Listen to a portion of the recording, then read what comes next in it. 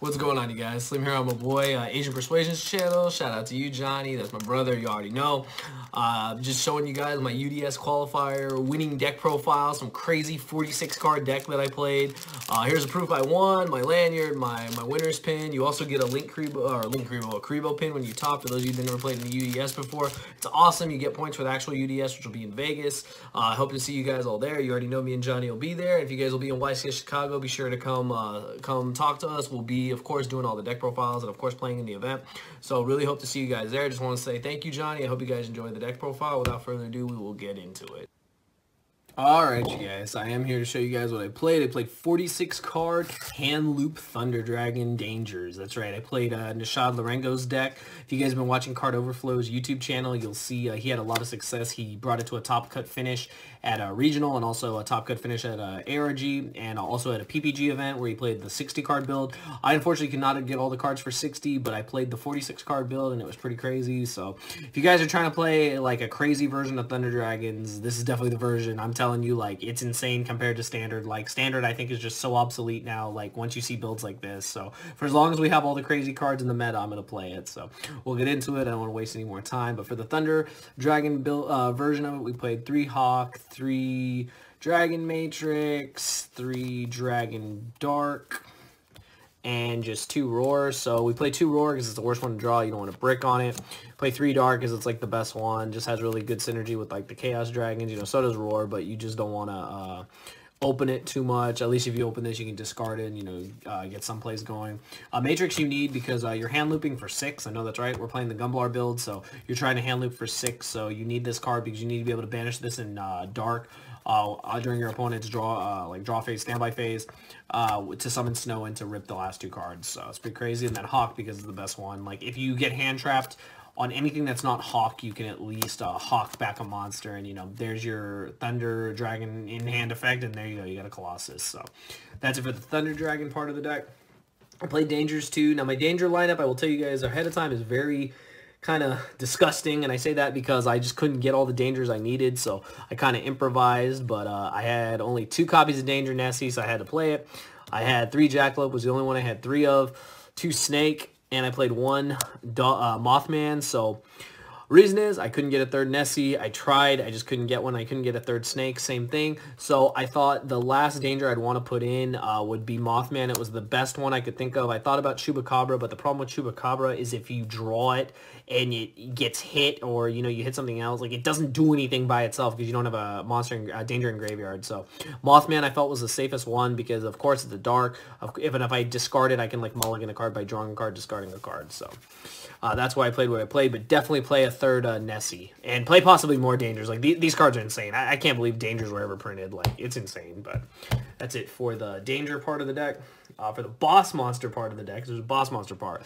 We played 2 copies of Chaos Dragon Levianeer and 1 Diabolos. So these are how you loop all 6 cards. You know, you guys already know you summon this when you tribute a Dark monster. So like when you tribute like Dark or Roar for a Colossus, you summon this, use its effect, you tribute it off, or another Dark monster, and your opponent shuffles a card in their hand to their deck. Or no, this one is the one that puts it on the top or bottom of their deck, but, you know, pretty much the same thing.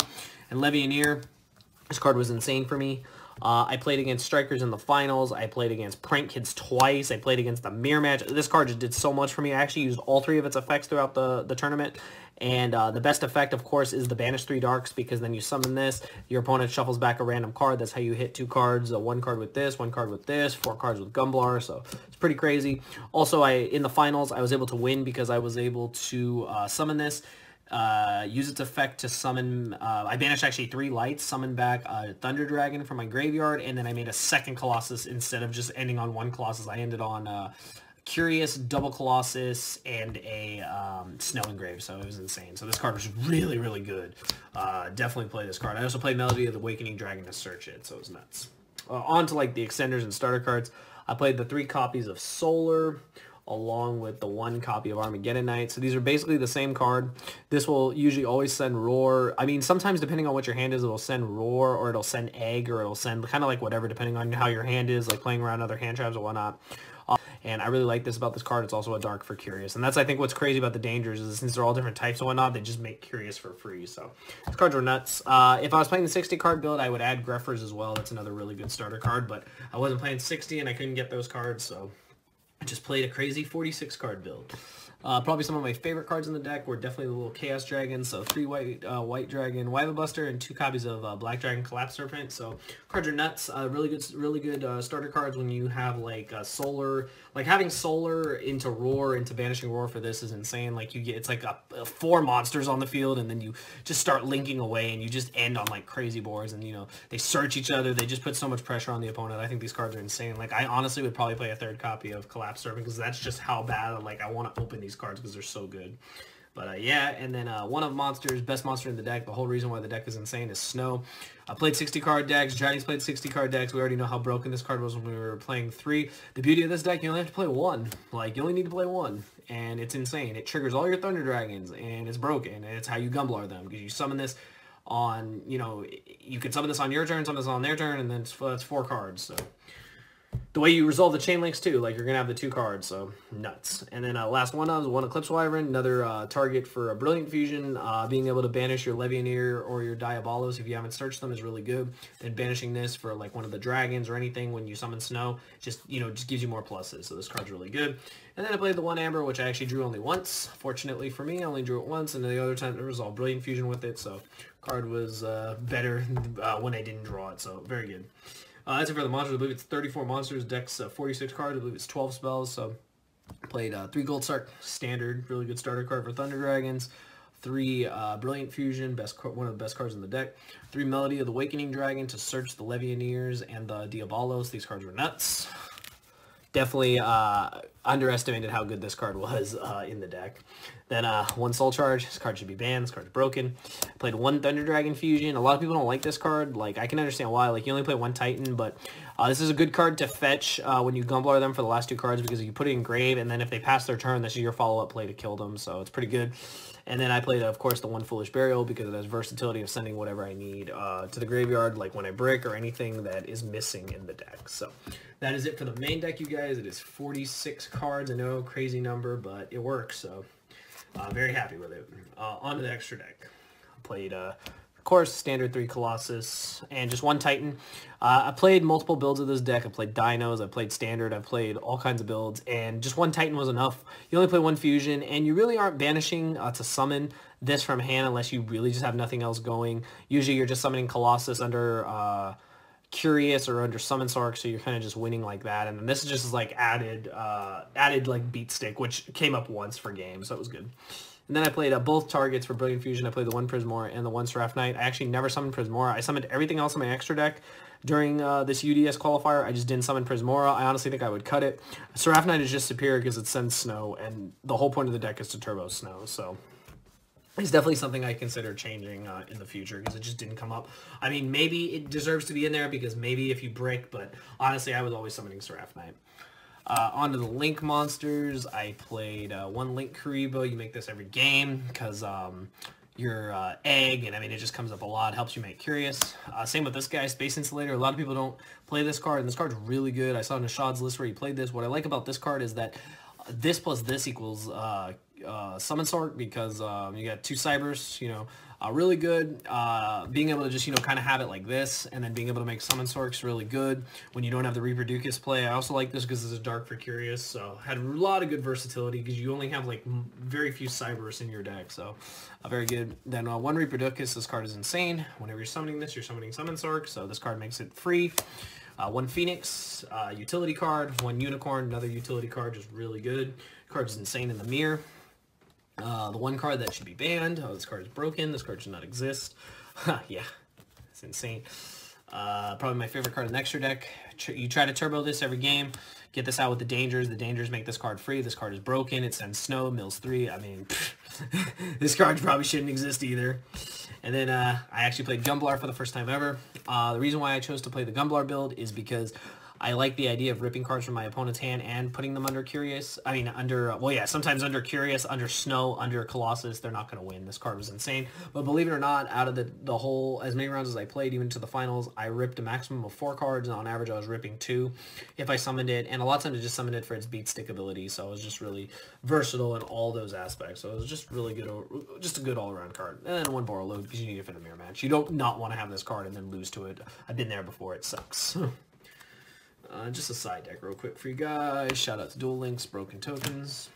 So my side deck, now remember this is just like a little like locals tourney, you know, take it for what it's worth. You know, it's not no accomplishment or whatnot, but I mean, you just have to, I always side like I'm playing a premier event because you just always want to be prepared. So I played the Gamma Driver package because I felt it was the most effective hand trap against the Rongo deck, and there were 2 Rongo decks. I just didn't play them. They got knocked out in top 8 and then in top 4, so I didn't play against them, but I was prepared. I also played 2 copies of Lancia.